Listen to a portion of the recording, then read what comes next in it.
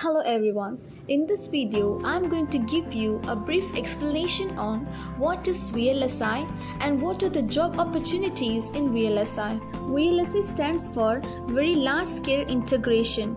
It is the process of creating an integrated circuit by combining thousands of transistors into a single chip. VLSI began in the year 1970s when complex semiconductor and communication technologies were being developed. The microprocessor is a VLSI device. Before the introduction of VLSI technology, most ICs had a limited set of functions they could perform. An electronic circuit might consist of a CPU, ROM, RAM, and other glue logic. VLSI lets IC designers add all of these into one chip.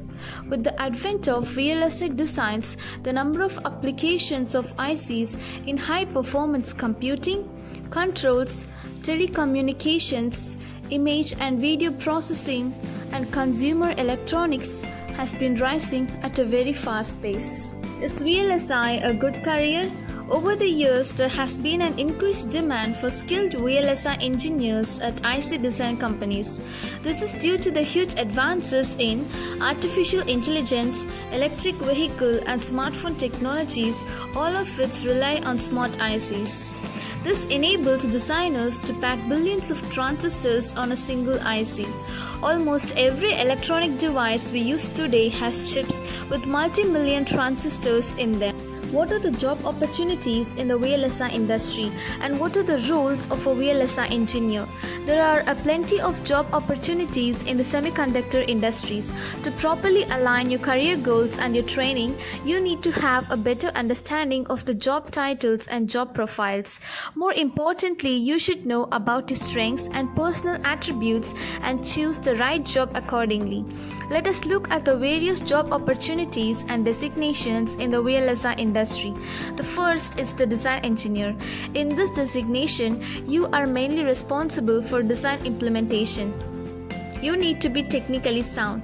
This job does not demand high interpersonal skills, but still, you need to be effective in communicating your ideas. There are 6 design engineer subdomains according to the technology employed: ASIC, FPGA, AMS, DFT, custom designs, and PCB. There are 6 design engineer designation specific titles: front-end designer, back-end designer, AMS designer, library developer, DFT engineer, and PCB designer board design. Next is the verification engineer. A verification engineer's job captures the verification stage of the overall chip manufacturing process. The engineer's task is to verify the design and make sure that the design works properly. There is always a massive demand for this position because verification does not require a fully fledged semiconductor lab. Almost 70% of the VLSI jobs in India are in the verification department. A lot of US-based companies outsource this job to countries like India and the UK. For this job, you need to be extremely good at programming. If you like software programming or coding or scripting, this job is right for you. Verification engineer subdomains according to the stage of development are front-end verification, acceleration or emulation, hardware-software co-verification, product validation, behavioral modeling, verification IP implementation. There are 4 verification engineer designation specific titles: front-end verification engineers, validation engineers, modeling engineers, and verification consultants. Next is the CAD engineer. Designing an IC involves many steps. Different software tools from various vendors are used in the design process. Each step involves using multiple input files and the design process is very iterative, involving running similar software steps again and again. To make this efficient and productive, CAD engineers are used to automate parts of the design flow. Additionally, the engineers will be asked to integrate various EDA tools and develop workflows. You will work in tandem with design and design verification teams. Additionally, you will also be required to work with the EDA vendors. You need to know how to interact with others.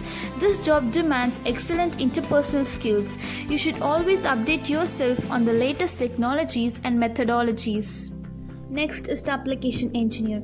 This job title makes you responsible for the interface between the R&D and the customers. You need to know how to interact with others. This job demands excellent interpersonal skills and a lot of traveling. If you feel that you are a highly communicative, good presenter, good at building relationships, and good at technologies, you are the right candidate for this job. Next is marketing and sales. Promotes the brand and sells the products. A good application engineer can quickly become a marketing or sales executive if he has an interest in sales. How to become a VLSI engineer? What are the industry skill requirements to be a VLSI engineer? Though VLSI is treated as hardware design, VLSI engineers design the chips using special hardware description languages like VHDL and Verilog as software programmers. So, you need to be well versed in an HDL. VHDL is used in India and Verilog is common in America. You should also familiarize yourself with system Verilog and verification libraries like OVM or UVM. It's also necessary to be well versed in OOPS concepts and CMOS concepts. Some scripting language skill is also essential. Python is quite a versatile language for this purpose. Let us look into some of the VLSI companies. Product companies like Intel, Qualcomm, Nvidia, Texas Instrument. IP companies like Cadence, HDL Design House, Imagination Technologies, Mixel, Rambus. Foundries like TSMC, Global Foundries, and UMC. Service companies like Frenestech, RFIC Solutions, Presto Engineering, ASIC North. EDA companies like Alford Chips Limited, Sancom Technologies, Semiconductor Complex Limited, and Agilent Technologies. Software industries mainly look for your IQ and programming skills. They do not differentiate candidates based on their knowledge in their engineering domain. In the VLSI domain, if you are really passionate about electronics engineering, you would perform well and grow fast. It's straightforward to differentiate yourself from others because you are competing only with the other electronics engineer. I have just outlined the personal attributes that are highly required for these jobs, but it does not mean that only these attributes are enough to get into the industry and perform well. If you really want to differentiate yourself from others and perform outstandingly, you need to be a good team player, flexible, knowledgeable, hardworking, positive, and energetic irrespective of the work or job that you do. All the best for all those watching this video. Thank you.